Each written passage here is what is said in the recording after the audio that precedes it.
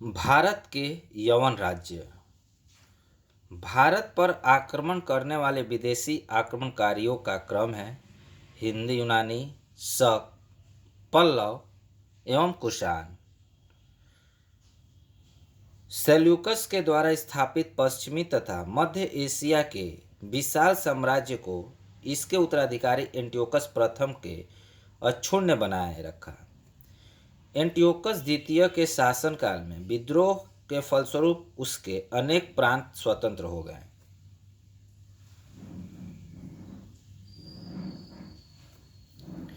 बैक्ट्रियो के विद्रोह का नेतृत्व डियोटोटस प्रथम ने किया था।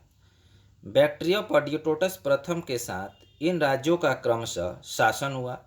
डियोटोटस सेकेंड, यूथिडेटस, डेमिट्रियस, मिनांडर, यूक्रेटाइड, एंटी-आलमकिड्स तथा हर्मिक्स। भारत का सबसे पहले आक्रमण बैक्ट्रिया के शासक डेमेट्रियस ने किया, यानी भारत पर सबसे पहले आक्रमण बैक्ट्रिया के शासक डेमेट्रियस ने किया था। इसने 190 ईसा पूर्व में भारत पर आक्रमण कर अफगानिस्तान, पंजाब एवं सिंध के बहुत बड़े प्रांत पर अधिकार कर लिया। इसने साकाल को अपनी राजधानी बनाई। इसे ही हिंद यूनानी या बैक्ट्रियाई यूनानी कहा गया है।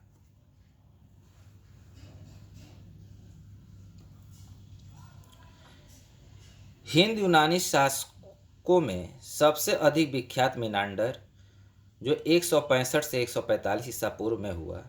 इसकी राजधानी साकल यानी आधुनिक सियालकोट शिक्षा का प्रमुख केंद्र था। मिनांडर ने नागसेन यानी नागार्जुन से बौद्ध धर्म की दीक्षा ली। मिनांडर के प्रथम एवं नागसेन द्वारा किए गए यानी मिनांडर के प्रश्न एवं नागसेन द्वारा किए गए उत्तर एक पुस्तक के रूप में संग्रहित है, जिसका नाम मिलिंद पन्हो या अर्थात मिलिंद के प्रश्न और किसके उत्तर, नागसेन के उत्तर, जिसे मिलिंद प्रश्न कहा गया है। यानी मिनांडर उसमें प्रश्न किए थे और नागसेन उसका उत्तर दिए थे। हिंद यूनानी भारत के पहले शासक हुए जिसके जारी किए गए सिक्कों के बारे में निश्चित रूप से कहा जा सकता है कि सिक्के किन राजाओं के हैं। यानी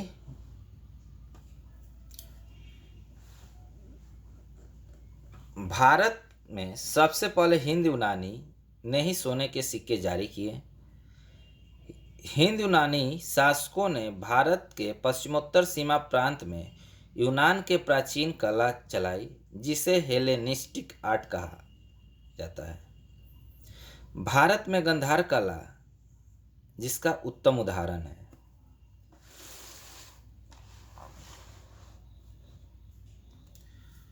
नोट: यूनानियों ने पर्दे का प्रचलन आरंभ कर भारतीय नाट्य कला के विकास में योगदान किया। चूँकि पर्दा यूनानियों की देन था, यूनानी ही दिया था, इसीलिए यह यौनिका के नाम से प्रसिद्ध हुआ। Thank you for watching.